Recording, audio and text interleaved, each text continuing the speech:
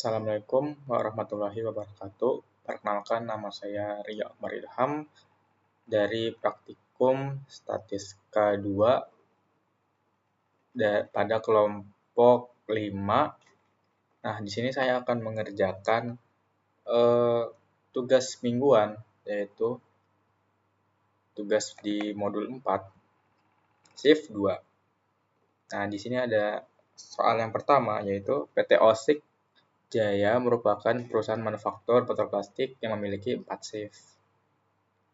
Lalu, manajemen ingin mengetahui apakah terdapat perbedaan jumlah produk cacat yang dihasilkan pada setiap shift produksi. Ini berarti jumlah produk cacatnya. Pengamatan dilakukan selama 5 hari dengan data jumlah produk cacat unit sebagai berikut. Berarti 5 hari. Berarti ini datanya dan ini hari 1, hari kedua, hari ketiga, 4, dan 5. Oke. Lalu, gunakan ANOVA satu arah dengan tingkat signifikasi alfanya sama dengan 0,05% untuk menentukan apakah terdapat perbedaan jumlah produk cacat antar shift produksi. Oke. Berarti kita akan menggunakan ANOVA di RStudio. Lalu untuk yang soal kedua, PT Evalion Pack merupakan perusahaan manufaktur kemasan plastik. Dalam proses produksi, perusahaan menggunakan beberapa jenis material. Di sini ada PP, polipropelen, ada PET, ada HDP. Nah, di sini perusahaan dan menerapkan berapa variasi suhu cetakan. Oh, ya, ini ada variasinya. Lalu manajemen ingin mengetahui apakah jenis material suhu cetakan serta interaksi keduanya berpengaruh terhadap jumlah produk cacat. Berarti kita akan mencari tahu apakah suhu cetakan tersebut, terus jenis materialnya, serta dan juga interaksi keduanya mempengaruhi terhadap jumlah produk cacatnya. Lalu di sini kita akan menggunakan ANOVA dan tingkat signifikasinya 5%. Alfanya sama dengan 5%. Atau 0,05. Tentukan bagaimana kesimpulan mengenai efek utama dan interaksi antar variabel. Berarti kita akan mencarinya dua arah dan signifikasinya 5%. Berarti kalau dua arah, alfanya sama dengan dibagi 2.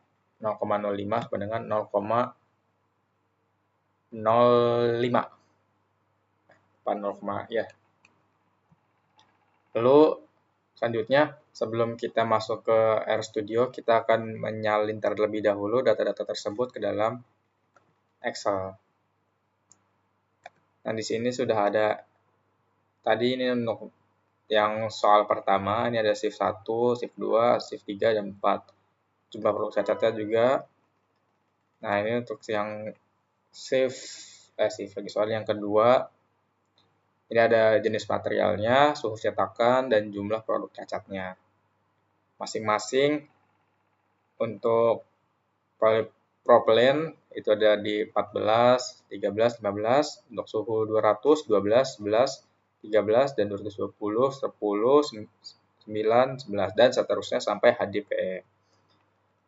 Oke, jika sudah ditulis semua, selanjutnya kita tuh harus mengsimpan Excel tersebut ke dalam satu satu file yang sama dengan nanti kita akan membuat RStudio-nya. Kita naruhnya di bagian ini, file di sini, PO modul di sini. Pokoknya taruh di tempat yang sama dengan software yang file yang akan kita gunakan.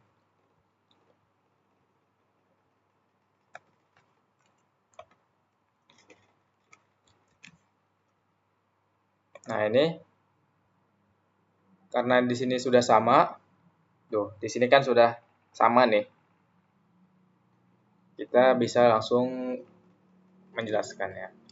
Yang pertama itu kita harus menginstal package car dan read Excel. untuk yang soal pertama ada membaca Excel tersebut, yaitu sheet 1 untuk soal 1. Di sini untuk memastikan variabel faktor dan dependennya. Ini kan ada kita mencari jumlah produk cacatnya ya. Lalu uji homogenitas. Kita untuk mencari apakah data tersebut sama atau berbeda gitu. Lalu untuk mencari uji normalitas dan penyusunan model ANOVA-nya. Langsung saja kita running. Ini sebelumnya sudah saya install, jadi saya bisa langsung running ke aktifkan library. Nah, sini sudah masuk data-datanya.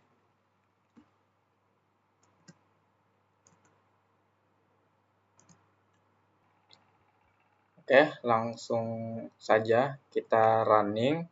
Untuk yang ini pertama, karena sebelumnya saya sudah menginstal package-nya, saya bisa langsung mengaktifkan library-nya.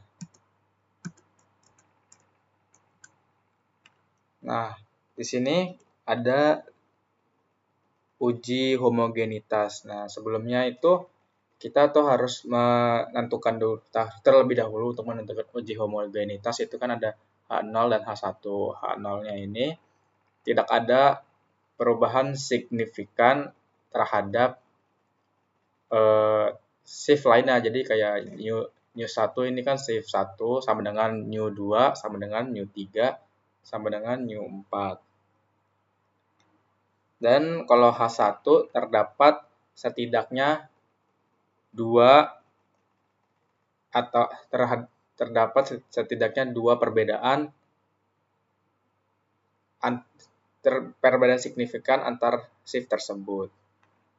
Nah, di sini hasilnya itu 0,933, berarti kan dia nilainya lebih besar sama dari 0,5, yang artinya kita menerima H0 yang maka nilai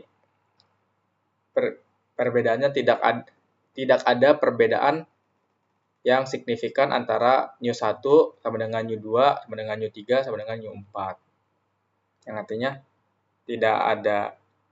Lalu untuk selanjutnya tadi kan sudah di running Shapiro-Wilk normality test. Berarti kita mencari apakah data tersebut, data yang di Excel ini adalah data normal, sudah normal. Nah, lalu di sini karena kan tadi kan tingkat signifikasinya 5% ya. Jadi sama dengan 0,05, nilai p-value-nya sudah melebihi 0,5, berarti 0,314 lebih dari 0,05. Yang artinya data tersebut bisa dibilang berdistribusi normal.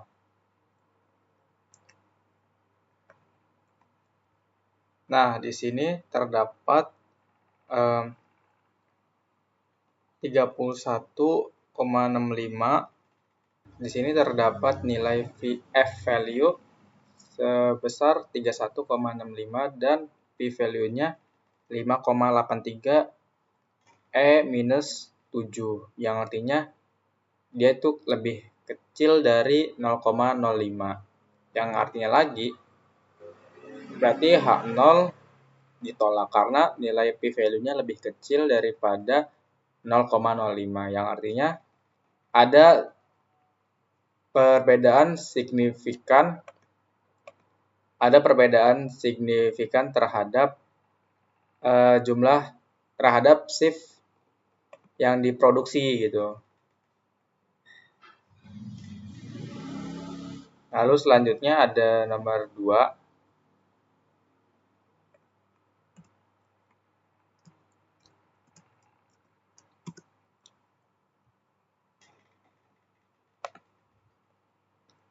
Nah, seperti yang soal yang pertama, kita juga harus menguji homogenitas dan normalitas. Untuk mengujinya, kita harus menentukan H0 dan H1-nya. H0-nya tadi kan jika P value lebih besar dari signifikasi itu signifikannya 0,05, maka H0 diterima. H0-nya berarti dia setuju bahwa terdapat datanya ini sudah homogen. Di sini kan 1 lebih besar dari nilai F value-nya, jadi data yang ada di Excel ini sudah homogen. Lalu untuk uji normalitasnya, nah di sini juga sama, P value-nya sama dengan 0,8914. Yang H0-nya kan H0, H1-nya dia berarti dia menerima H0 yang berarti data tersebut sudah normal. Lalu yang terakhir ada penyusunan model ANOVA-nya.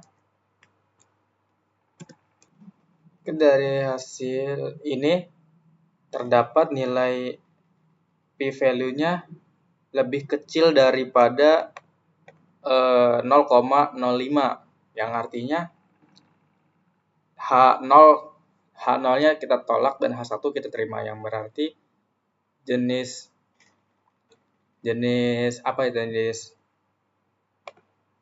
material tersebut mempengaruhi terhadap produk cacat, dan suhunya juga, jadi nilainya P value-nya lebih kecil daripada 0,05, yang artinya suhu juga berpengaruh terhadap